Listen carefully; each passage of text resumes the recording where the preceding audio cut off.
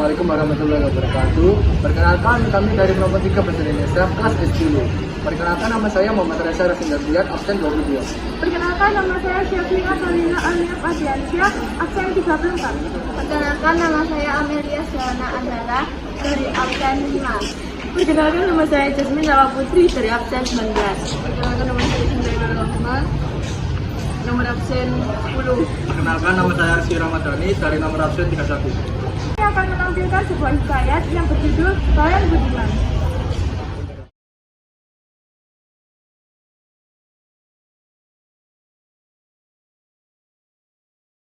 Sebermula, ada saudagar di negara Ajam, Khojan Mubarak namanya.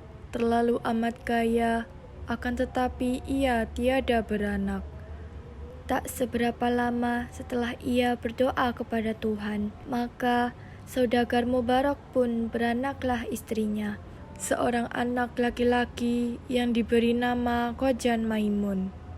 Setelah umur Khojan Maimun 5 tahun, maka diserahkan oleh bapaknya mengaji kepada banyak guru, sehingga sampai umur Khojan Maimun 15 tahun, ia dipinangkan dengan anak saudagar yang kaya, amat elok parasnya, namanya Bibi Zainab. Hatta beberapa lamanya Khojan Maimun beristri itu, ia membeli seekor burung bayan jantan. Maka beberapa di antara itu, ia juga membeli seekor tiung betina, lalu dibawanya ke rumah dan ditaruhnya hampir sangkaran bayan juga. Pada suatu hari, Khojan Maimun tertarik akan perniagaan di laut. Lalu, minta izinlah dia kepada istrinya. Sebelum dia pergi, berpesanlah dia pada istrinya itu. Jika ada barang, suatu pekerjaan, mufakatlah dengan 2 ekor unggas itu. Hubaya jangan tiada, karena fitnah di dunia amat besar, lagi tajam daripada senjata.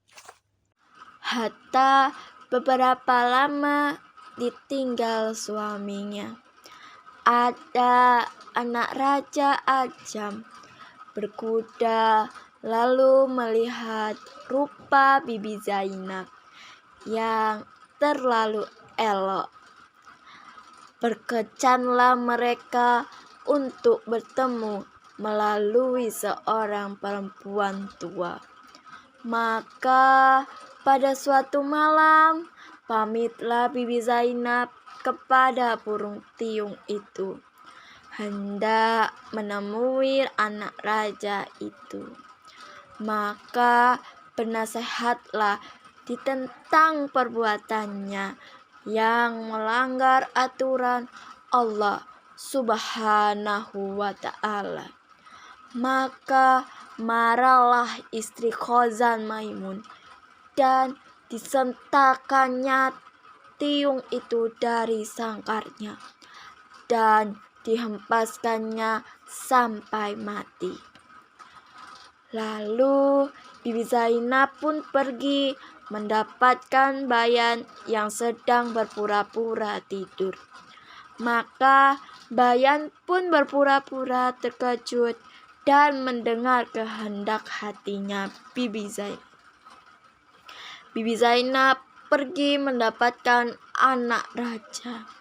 Maka bayan pun berpikir, bila ia menjawab seperti tiung, maka ia juga akan binasa.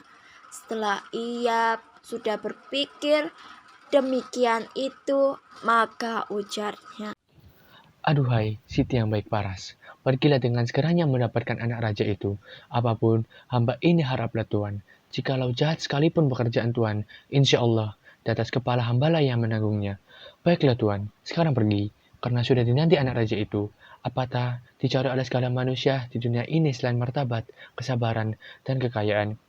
Adapun akan hamba Tuhan ini adalah seperti ikat seekor unggas bayan yang dicabut bulunya oleh tuannya seorang istri saudagar.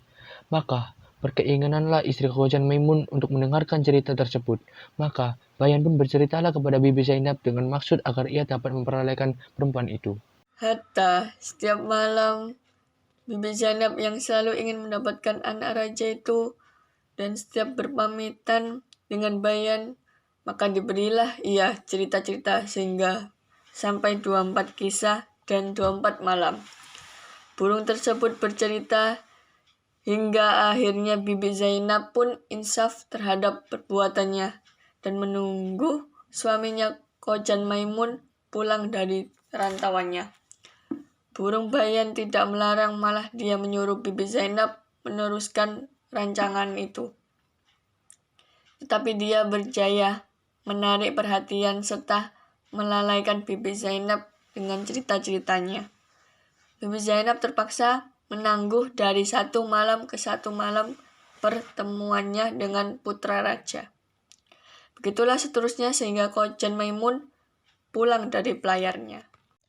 Bayan yang bijak bukan sahaja dapat menyelamatkan nyawanya, tetapi juga dapat menyekat istri tuannya daripada menjadi istri yang curang.